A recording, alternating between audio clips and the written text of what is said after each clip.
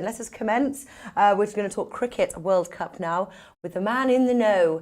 Ed Hawkins, welcome to the show. Hi. Thanks for having me. Always a pleasure. It's always a pleasure. Now, the first thing that I've got to talk about now, so one of the guys that works here is from India. And we're at the coffee machine as you are, and he comes up and he tells me that England got defeated by Pakistan with a big smile on his face. He's obviously very happy about that. England are still favourites though. So the question is what happened?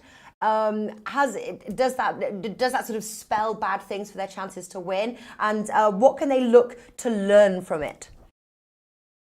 Well, as you know, Natalie, I'm quite downhearted about England's chances in this World Cup purely because of their price. They've always been far, far too short for me. As I bored you to tears last week about it, and I'm just about to start again now. England can do one thing well, and that's bat. They're a really good batting team, but they've got a dodgy bowling lineup, and they don't have a bowling lineup which is traditionally profiled with a World Cup winning team. So that combined with their price means they're stinking the place out for me. And so far, we've pretty much seen, not what we expected from England, because they are the best batting team there's ever been, but their batting has not fired at all. And their batting didn't fire against Pakistan. It let them down badly. And this is their issue. If their batting doesn't motor, which sometimes it can't, then they're going to be in trouble. And they were going after what would have been a world record chase in a World Cup against Pakistan at Trent Bridge yesterday, and they didn't get up. And they probably should have done. They were well in charge of the game with 50 or so to get, but they fell short in the end. And England's chances haven't been badly hit by that defeat because the makeup of the tournament means they're going to have to finish in the first four to qualify for the semi-finals. And although I'm quite gloomy about England, I really don't see them finishing a fifth position or a sixth. They'd have to have a major, major meltdown for that to happen. This could be the beginning of the major meltdown, but I'm not going to start pulling England apart just after that Pakistan loss. I think it was probably a bit of a one-off. They'll probably bounce back. They've got two absolute gimmies in this tournament in Sri Lanka and Afghanistan. That would put them on 3 wins, and they only need to win another 2 games, minimum 2 games, to probably get to the semi-finals. So, they'll be all right for the semi-finals, I think. But when the pressure comes to bear in that knockout game and then in a possible final, those issues with their bowling and those wobbles with their batting might resurface again. I think what we've seen so far from England is nerves. They're anxious. Oh, okay. They've really got to stamp that out. Yeah, because that's what you said. You said there's one thing that they do, and they do it so well, is the batting, and then obviously they're not batting, so that's quite nervous, really. I noticed the price is still actually the same from when we first spoke on England, even with their loss there. I have to say, right now, I would be too shaky to take that one. They're too shaky. They're too shaky. Yeah. And you're going to see India. You're going to see India in action against South Africa tomorrow on a really flat pitch down in Southampton, and we're expecting India to look like $1 million, admittedly against a weak South Africa team. But as I've said time and time again, in India, compared to England, do lots of things better than England. They bowl better. Their economy rate is better. Their strike rate ranking is better. They're generally just better in the field, and they almost bat as well. I think the only thing they don't do quite as well with the bat as England is the rate of scoring that they go at. England go faster, but India's average is with the bat, I think it's just slightly better. That might have changed since the World Cup started, but certainly previously, 2-year form, that stat, before a World Cup ball was bowled, India were really up there. So, England are a terrible bet. Yeah. And so that's the case before a ball was bowled. So we're not jumping on a bandwagon here. We've been saying it for weeks. Yeah. Yeah. Well, what about right now then? And then I'll move on to some next questions on the futures. Are there any sort of tickets that you would look into? I'm seeing that there's a lot of money going on West Indies at the moment. India, you're mentioning there at 4.5. Are those some teams that we should be looking at if anybody wanted to play the futures market right now? Yeah, I think that's fair. India and West Indies, one at second price favourite, and then West Indies, you're still getting some pretty big numbers on. And West Indies were impressive against Pakistan in that opening match where their bowling unit really got amongst Pakistan but were basically scared them. They were too quick and they didn't like the short pitch bowling. And West Indies were praised to that. They can't do that every game. If they try to do that every game, West Indies will get found out.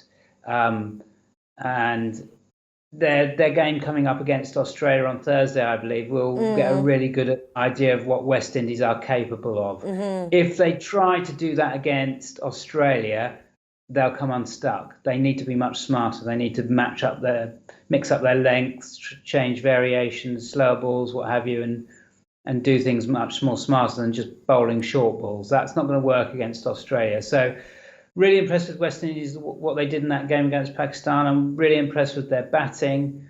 They bat deep and they have some really terrific fast scorers in that West Indies lineup, and they could be really one of those teams which could be consistently pushing 350 in this tournament. So, that's a feather in their cap. But what they do in the field is what will decide whether they go deep into the tournament or not. So we'll get an idea against Australia on Thursday. Yeah. Did you expect South Africa to lose to Bangladesh? A little bit, yeah, because of that's the sort of game that South Africa were always going to be vulnerable in. And the problem with the odds on that the day before, there were injury clouds over a number of Bangladesh players, and that made basically Bangladesh a difficult pick with 24 hours to go. But on the morning of the game, they looked like a strong bet, and it's a great shame for South Africa. What probably swung the game was the injury to Lungi Ngidi, who we've talked about before, is one of the best fast bowlers in the world. They lost him. He'd only bowled 4 overs. And if he'd been available for the full 10, he could have made a huge difference. As it is, South Africa now going up against India tomorrow in Southampton. And if they lose that, their World Cup is done, because they've also lost Dale Steyn to injury for the whole tournament today. Their bowling stocks have been destroyed really by injuries and niggles. The hamstring injury to Ngidi is a real blow for them. He's not going to play in that game against India. How serious the strain is yet to be seen. But if they lose against India, that's 3 defeats out of 3. And they're going to have to win 5 games minimum to qualify for those semi-finals. So they're going to have to win 5 of the last 6. And with their bowling attack so weak, you just can't see that now. So it's a big game for them tomorrow, and to be frank, they're really, really up against it. And the odds reflect that, because India are going off no better than 1.57 I've seen. So yeah, well, that's what I was going to say. And even dropping, actually, you've got it's 1.5 now. New Zealand against Bangladesh is 1.33. So have you looked into any plays across those 2 matches for tomorrow? Yeah, so there's some good bets to be had still in that game tomorrow in the India-South Africa game. What we know about the Southampton wicket is that it's really good for batsmen. The bowlers are going to really struggle. Now, you've got a second-string South Africa bowling lineup here, so India really should be tucking in. They should be getting a big score. And that means that Rohit Sharma is a good bet to be top India run scorer tomorrow. This is a consistent issue with the top India run scorer market. The favourite is always Virat Kohli. Doesn't matter what he does, doesn't matter what he doesn't do, because he's the most famous Indian player and probably the most famous cricketer in the world. All the money comes for him. His prize is based on reputation rather than record. So he's going off too short and out of line with how many times he actually wins this market. This is what this bet is all about. Rohit Sharma, you're going to be able to bet him at 7-2 pretty much across the board. And we know from his hit rate on 2-year form in this market, he's winning along the lines of about an 8-5 shot. So you've got a massive chunk in your favour there. And it's a really, really solid bet. It's clearly a wrong price. And we know the market's been priced up erroneously and on based on things which get our backs up as punters. So Rohit to top score for India, there is nothing wrong with that bet whatsoever. It's just a solid, pure value bet. There you go. There you go. And anything Bangladesh, New Zealand?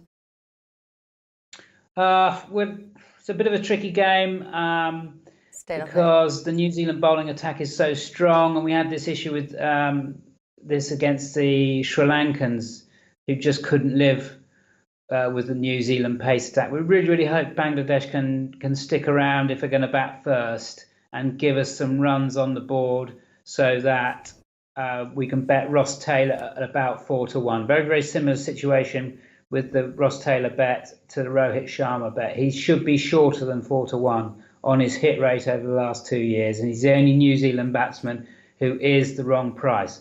By the way, that goes the same way for the Indian top bat market. Rohit's the only guy who is the wrong price. Okay, so Ross Taylor is the only guy who's the wrong price for top New Zealand run scorer.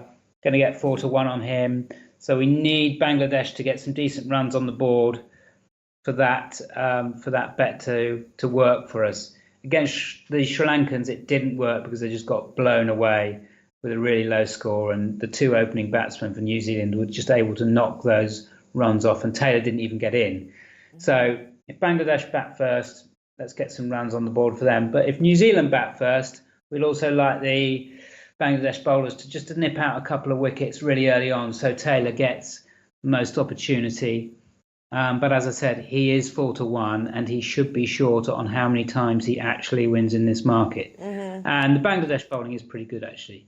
So there are bowlers there who will give the likes of Martin Guptill and Colin Munro, who are the big hitters in that opening slot for New Zealand, a bit of a hurry up. They'll move the ball off the seam.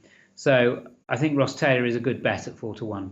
Yeah, all right, great stuff. Ed Hawkins is supplying us daily content previewing the matches each day. It's on oddsmarket.com/tips/cricket.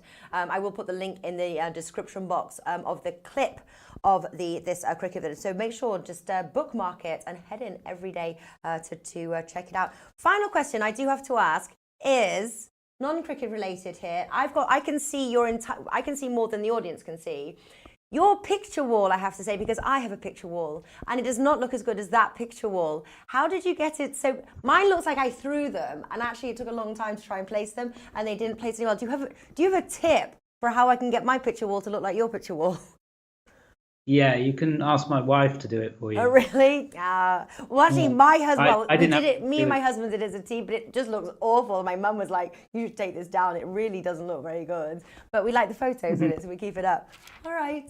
Wonderful stuff. Thank you very much, Ed Hawkins. I will see you next week. Best of luck with everything. Keep those winning tips coming, those great articles. And yeah, take care.